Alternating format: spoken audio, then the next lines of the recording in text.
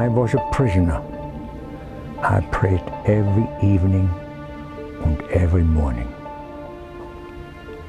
What did you pray for?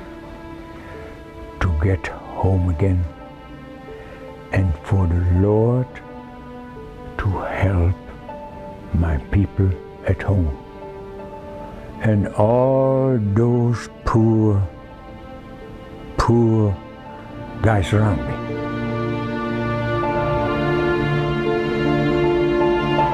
The prisoners were loaded onto Russian trains, 100 men to a boxcar. And you lay rust on top of that, and our guy behind me is lying behind me. And like sardines. You can't do it. I can't. I couldn't do it, and most people could not. So. After about a month in those cramped, awful conditions, they arrived in a prison camp in Siberia. Hofeld says when the train arrived, he was a frail 115 pounds. I had left and right, they had helped me lift up. And it took me a long, long time to get back on my feet. But even in this unbelievable situation, I never, ever thought, hey, I'll never get home. I never did. I never totally give up hope. There was very little food, sauerkraut soup and Russian rye bread. That first winter, Hofeld says more than 300 men died. They wanted to break you down where your conscience just is not there anymore. Prisoners were forced to dig graves in the frozen ground and bury the dead. But there were always these guys with that gun standing there. Bystre, bystre, bystre. That means sneller, sneller, sneller. Bystre. That means faster. And they put that guy in there and he didn't fit in there. They broke his legs and flipped it over and put dirt on it.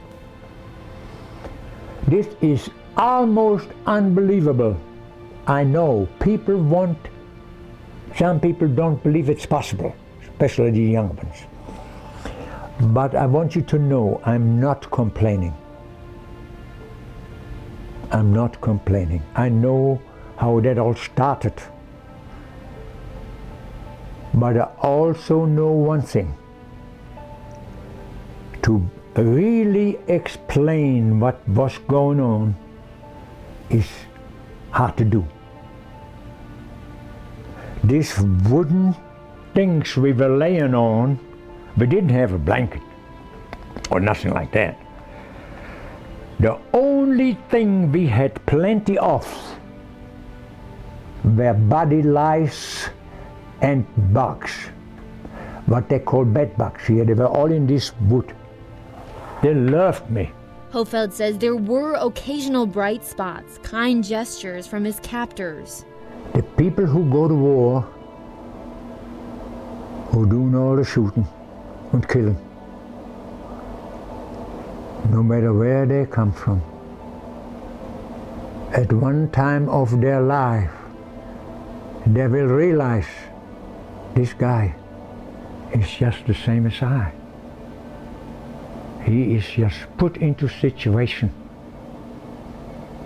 where he can't do anything else. One prison camp moment is forever etched in Hofeld's heart when he went to visit a dying friend. You'll never see him with, even as a little bit smile on his face. And went to see him, he laying in that thing there. I think they even had a pillow, but nothing else wood, you know. And he wanted to go outside. It was a beautiful day. Not a cloud, not too warm, just right.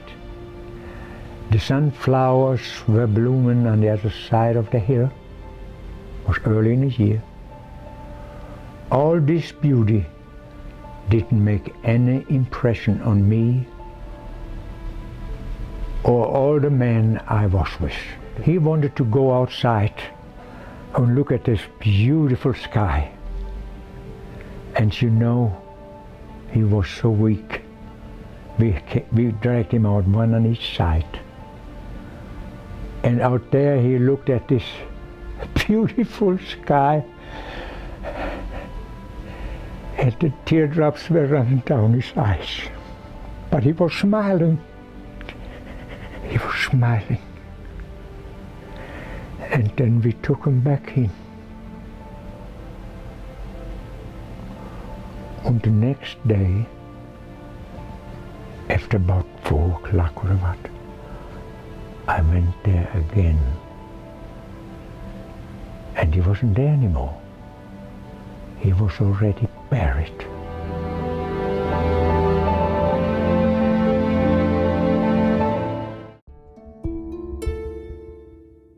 Prisoners were occasionally allowed to write letters home, many times with a 24-word limit. Hofeld's mother saved all his letters. Auch bei mir ist alles in Ordnung. That we soon be all together again at home. With love, Walter.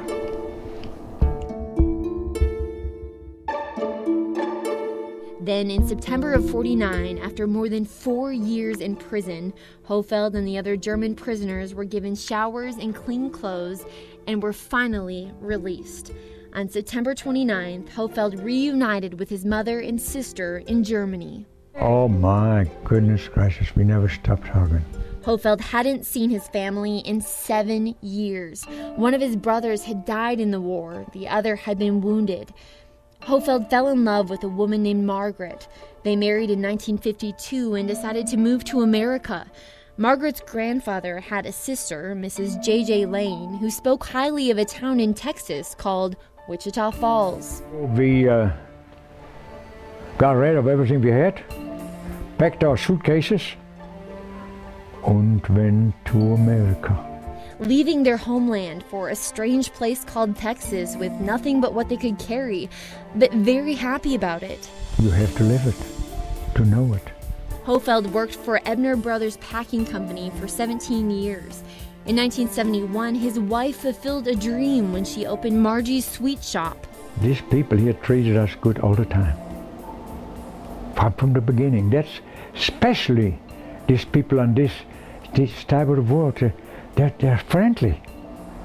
I don't think ever anybody held it against us to be in the German army. From the first day, never. But he still thinks about it. It's an awful thing we will never live down. We live never, that will stick with us forever. Sometimes in the middle of the night, Hofeld is haunted by memories. That's when those things come back to you. But you know you have to bury them sometimes. And ultimately, Hofeld still has hope, like he always has. There's a lot of people here, they know they'll rather have peace. They want to raise their family.